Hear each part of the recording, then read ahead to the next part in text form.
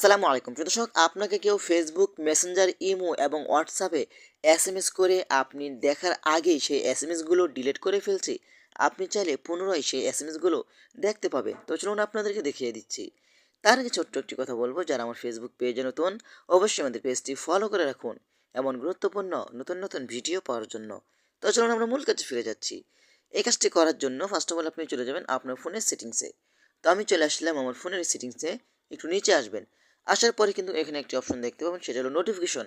আপনি নোটিফিকেশন অপশনের উপরেই ক্লিক করবেন। তার উপরে একটু নিচে আসবেন।